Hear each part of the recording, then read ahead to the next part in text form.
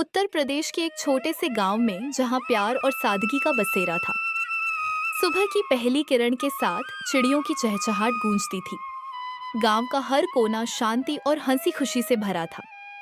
पेड़ों की हरी छांव तले लोग आपस में भाईचारे से रहते, मानो समय यहाँ ठहर सा गया हो।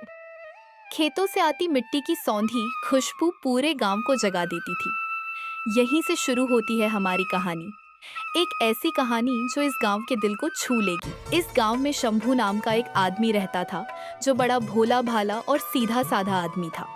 उसने बचपन से ही खाना बनाने का शौक पाल रखा था। इस कारण से वह अपना एक अंडा करी का ठेला लगाया करता था। शंभू ने चौपाल पर अपना ठेला लगाया। शंभू ठेला लगाए ही था कि तभी वहां पर राजकुमार और शिवम नाम के दो आदमी आते हैं। शंभू भैया, हम दोनों के लिए एक एक प्लेट अंडा करी लगाना। शंभू उन दोनों को एक एक प्लेट गर्मा गर्म मसालेदार अंडा करी दे देता है। अरे शंभू भैया, एक बात बताओ यार, क्या जादू है तुम्हारी अंडा करी में? ऐसा मसाला तो हमारे घर वाले भी नहीं डालते। अरे भाई, कुछ नहीं, बस बचपन से आदत हो गई है खाना बनाते बनाते। अब आदत सी हो गई है, कितना मसाला डालना है, उसको कैसे भूनना है। शंभू बहुत दयालु व्यक्ति था और वह गरीबों को मुफ्त में ही अंडा करी चावल खिलाता था। शाम होते ही शंभू अपना ठेला लेकर घर आ जाता है। घर एक छोटा सा मिट्टी का था, जिसमें उसकी पत्नी दिव्या रहती थी। ए जी, आज कैसी कमाई हुई? और रोज की तरह आज भी तो सब फ्री में किसी को खिलाकर नहीं आ गए? अरे भाग्यवान, गरीबों को खिलाना तो बड़े पुण्य का काम है। बड़े आए पुण्य करने वाले, हमें अपना घर भी चलाना होता है।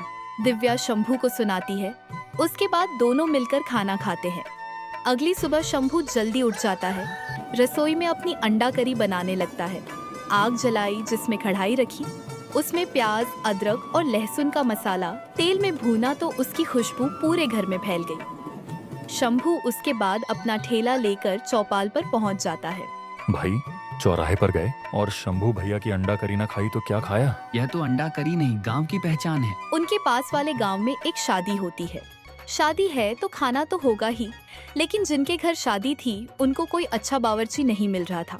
तभी घर का मालिक, जिसका नाम विपुल ठाकुर था, अपने नौकर से कहता है, सुन रुपेश, मुझे एक बावर्ची चाहिए जिसे अच्छा खाना बनाना आता हो। मेरी बेटी की शादी है।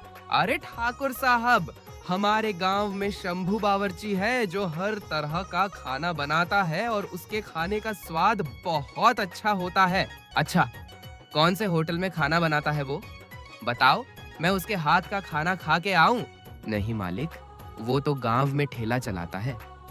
मैं अभी जाता हूं और उसके हाथ का जो भी बना होगा वो आपके लिए लेकर आता हूं।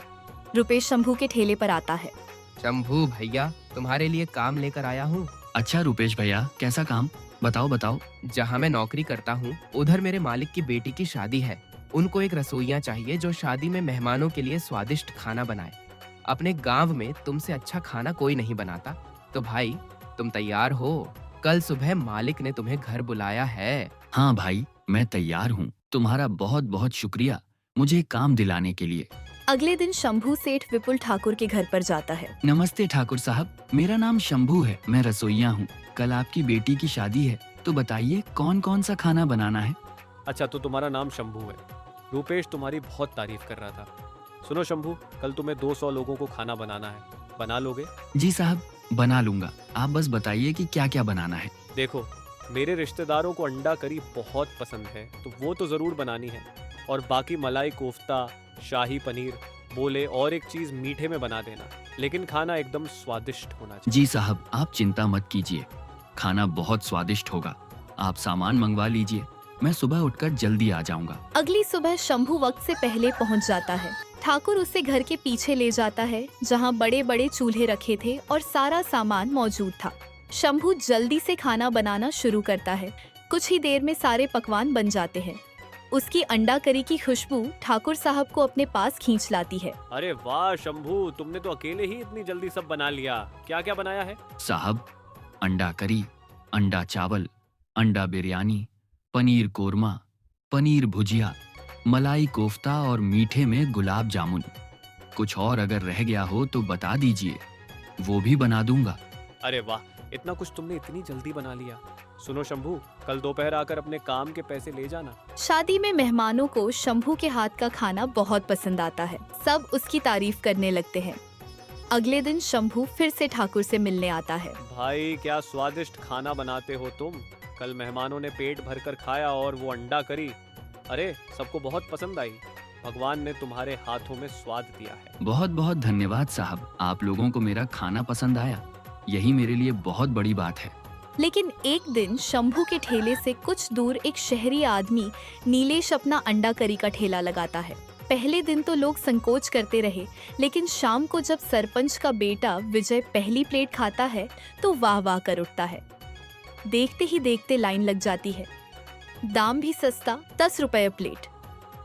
उस दिन शंभू के ठेले पर कोई नहीं आया। धीरे धीरे नीलेश की अंडा करी गांव वालों को बहुत पसंद आने लगी। भाई कहाँ से हो तुम? इतना स्वादिष्ट अंडा करी कैसे बना लेते हो? मैं शहर में बड़ा रेस्टोरेंट चलाता था, लेकिन वहाँ की भाग दौड़ से तंग आ गया। गांव की शांति चाहिए थी, इसलिए यहाँ आ गया। लोग उसकी कहानी पर यकीन करते। धीरे धीरे वह गांव का हिस्सा बन गया। लेकिन सच में करी में कुछ खास था। लोग खाने के बाद ज्यादा ऊर्जावान महसूस करते। किसान कहते, आज खेत में दुगना काम किया। बच्चे बेहतर पढ़ते, औरतें जल्दी काम निपटाती, मानो करी में कोई जादू हो। फिर एक दिन सरपंच का बेटा विजय बीमार पड़ गया। डॉक्टर ने कहा, कुछ नहीं, थकान है। लेकिन विजय ने कहा, पापा, नीलेश अंकल की करी खाने के बाद से मुझे नींद नहीं आती, अजीब सपने आते हैं। धीरे धीरे और लोग शिकायत करने लगे। करी खाने के बाद सिर दर्द होता है, नींद नहीं आती।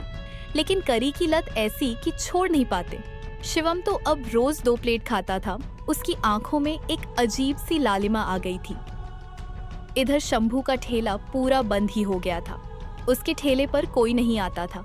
आखिर शंभू ने सोचा, ये नीलेश अपनी अंडा करी में क्या मिलाता है, आज तो पता लगाना पड़ेगा।